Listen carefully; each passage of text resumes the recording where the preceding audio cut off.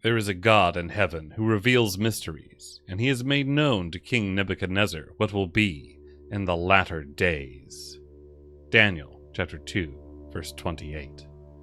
Nebuchadnezzar's dream is a key to understanding what follows. Once you understand the statue, its parts, its materials, the rest of the prophecies that we'll be covering in the series will begin to unlock. How is the statue to be understood? By following along with Scripture, examining history, and confirming what we've learned with parallel scriptures. We will know that we've gained understanding when all of these prophecies make sense together, everything forming a complete whole. Let's begin. You saw, O king, and behold, a great image. This image, mighty and of exceeding brightness, stood before you, and its appearance was frightening. The head of this image was of fine gold, its chest and arms of silver, its middle and thighs of bronze, its legs of iron, its feet partly of iron and partly of clay. As you looked, a stone was cut out by no human hand, and it struck the image on its feet of iron and clay, and broke them in pieces.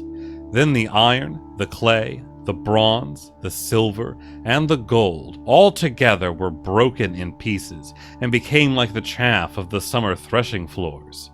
And the wind carried them away, so that not a trace of them could be found.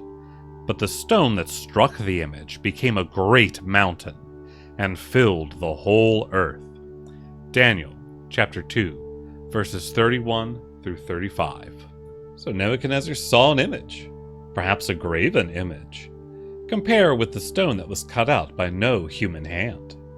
In this vision, Daniel names 7 parts: head, chest, arms, middle, thighs, legs, and feet.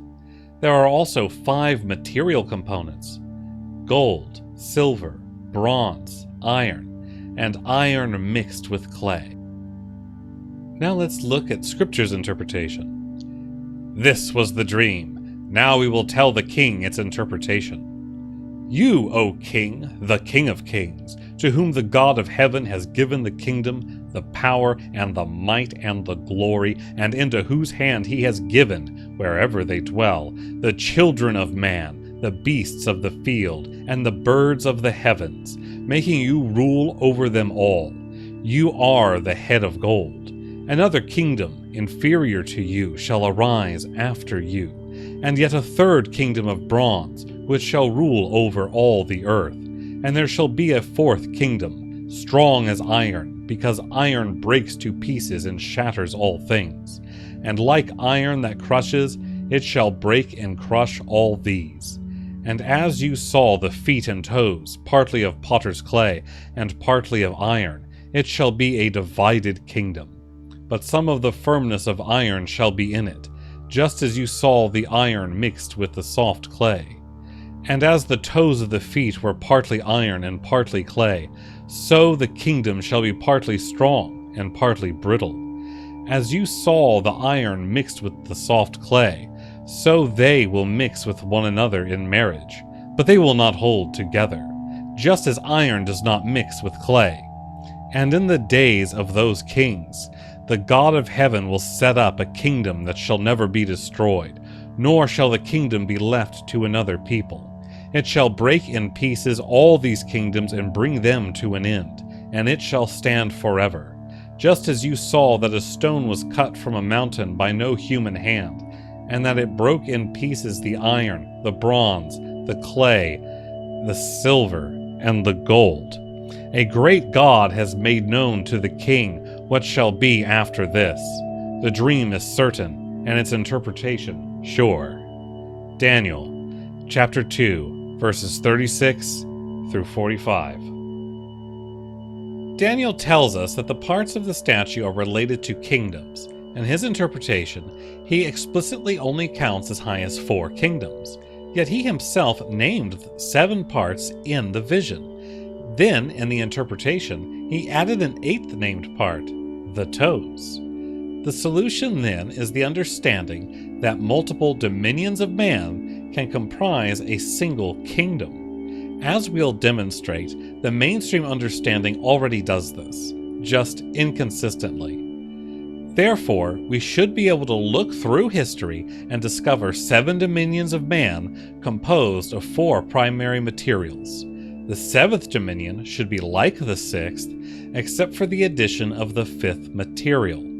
But there have been hundreds of empires throughout world history, so where should we look? Well, this story in Scripture takes place not long after Nebuchadnezzar destroyed Jerusalem. It is in that context that he begins to wonder what will come next. To you, O king, as you lay in bed, came thoughts of what would be after this. Daniel chapter 2, verse 29a. Therefore, we will look at empires that have controlled Israel, Judea, Jerusalem, from Babylon until now.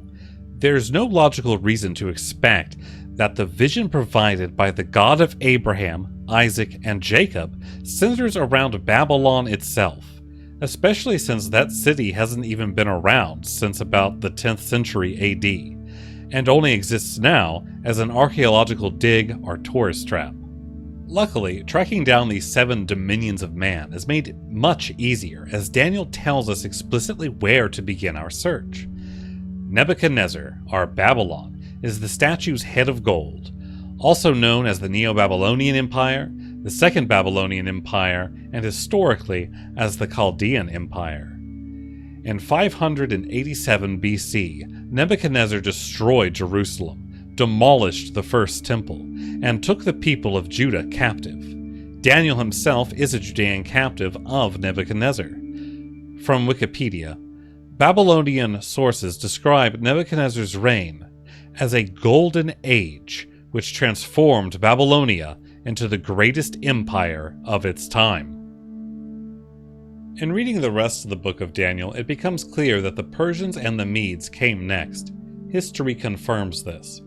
In 539 BC, Persian ruler Cyrus the Great conquered the Neo-Babylonian Empire, including Jerusalem. 10 years earlier, in 549 BC, the Medes were also conquered by Cyrus. Darius the Median, as can be found in Daniel chapter 5, verse 31, was a governor of Babylon appointed by Cyrus. It makes perfect sense then that the Medo-Persian Empire fits with the chest and arms of silver. Persia is the chest, and the conquered Medes are the arms. This empire is also known as the Achaemenid Empire, or the First Persian Empire. Here is where we will diverge from the mainstream interpretation. Remember that Daniel explicitly said that this is a prophecy concerning the latter days? Look again at the passage. See how the narrative focus is on the 4th kingdom? There are barely any details concerning the first 3. It's as if it was written expecting that most readers would know exactly who the first 3 kingdoms were, with a look to the future so that the 4th kingdom could be identified in the latter days. The 3rd kingdom of bronze is the Greco-Roman world. Just as we remember the Medo-Persian Empire, we also remember the Greco-Roman empires, culture, architecture, wrestling, etc. The middle of the statue represents the Greek Empire, while the thighs represent the Roman Empire, along with its east-west split. Notice that even before the Byzantine Empire, the eastern half of the Roman Empire spoke Greek. This is one of the major factors that led to the division of the empire to begin with. Time for the history lesson. In 332 BC, Alexander the Great conquered Judea and Jerusalem. This is when the 3rd Bronze Middle Kingdom begins. Then, in 63 BC, Roman general Pompey captured Jerusalem, starting the thigh portion of the 3rd Kingdom. Finally, in 70 AD, Roman forces destroyed Jerusalem and demolished the Second Temple. From Wikipedia. After the 1st century Great Revolt and the 2nd century Bar Kokhba Revolt, the Roman Empire expelled the Jews from Judea, changing the name to Syria-Palestina. The ensuing exile from Judea greatly increased the percent of Jews who were dispersed throughout the diaspora instead of living in their original home. Thus concludes the relevant aspects of the 3rd kingdom from Scripture's point of view. If there isn't an Israel or a Judea nation to rule over, then Scripture isn't likely to be concerned with it. However, there is one last aspect to consider. Scripture says that this third kingdom will rule over all the earth. Yet neither the Greeks or the Romans conquered the entire world. So what's this about? Well, haven't most countries at least pretended to adopt some form of democracy? Consider the United States Senate, or the United Nations General Assembly. So, in some way, the type of rule exercised by the Greco-Roman systems has authority over all the world today. Yeah, I'm no expert on the subject of Zionism, so let's just stick with what Wikipedia says on the topic. Since the first centuries of the Common Era, most Jews have lived outside the land of Israel, Eretz Israel, better known as Palestine, although there has been a constant minority presence of Jews. Starting in the 19th century, individual efforts supported the immigration of groups of Jews to Palestine, pre-Zionist Aliyah, even before 1897, the year considered as the start of practical Zionism. In the 1890s, Theodor Herzl infused Zionism with a new ideology and practical urgency, leading to the first Zionist Congress at Basel in 1897, which created the World Zionist Organization. Herzl's attempts to reach a political agreement with the Ottoman rulers of Palestine were unsuccessful, and he sought the support of other governments. Lobbying by Russian Jewish immigrant Chaim Weizmann, together with the fear that American Jews would encourage the U.S. to support Germany in the war against Communist Russia, culminated in the British government's Balfour Declaration of 1917. It endorsed the creation of a Jewish homeland in Palestine. In 1922, the League of Nations adopted the declaration and granted to Britain the Palestine Mandate. Just as the silver chest and arms represent the Medo-Persian Empire, and the bronze middle and thighs represent the Greco-Roman empires, two primary body parts are associated with the fourth beast kingdom, the legs of iron and the feet of iron and clay. As you will see, history shows us that the legs of iron represent the British Empire. In 1917, the British captured Jerusalem in World War I. This is also the year the Balfour Declaration went out. The League of Nations adopted the Balfour Declaration and granted Britain the Palestine Mandate in 1922. By the end of 1946, Palestine was Britain's last remaining mandate. On the 29th of November, 1947, the UN General Assembly approved Resolution 181, carving out the initial borders for the State of Israel. Have any empires controlled Israel since then? From Wikipedia, in 1947, the US and the Truman administration, under domestic political pressure, pushed for a solution and resolution on the Arab-Israeli conflict, and in May 1948, the new State of Israel came into existence. Nevertheless, the first state to extend diplomatic recognition to Israel was the United States. The Soviet Union and several Western nations quickly followed suit. After World War II, the U.S. became deeply involved in Middle Eastern affairs. Noam Chomsky argues, by the end of the Second World War, the United States had come to consider the Middle East region as the most strategically important area of the world and one of the greatest material prizes in world history. From Wikipedia, since the 1960s, the United States has been a very strong supporter of Israel and promoted good relations between Israel and Jordan, Lebanon, and Egypt, while holding off the hostility from other Middle Eastern nations, especially Syria and Iran. Since 1985, the United States has provided nearly $3 billion in grants annually to Israel, with Israel being the largest annual recipient of American aid from 1976 to 2004, and the largest cumulative recipient of aid, $142.3 billion, not inflation adjusted, since World War II. 74% of these funds must be spent purchasing U.S. goods and services. More recently, in fiscal year 2019, the U.S. provided $3.8 billion in foreign military aid to Israel. Bilateral relations have evolved from an initial U.S. policy of sympathy and support for the creation of a Jewish homeland in 1948 to an unusual partnership that links a small but militarily powerful Israel dependent on the United States for its economic and military strength, with the American superpower trying to balance other competing interests in the region, including Russia's intentions. Late Republican Senator Jesse Helms used to call Israel America's aircraft carrier in the Middle East, when explaining why the United States viewed Israel as such a strategic ally, saying that the military foothold in the region offered by the Jewish state alone justified the military aid that the United States grants Israel every year.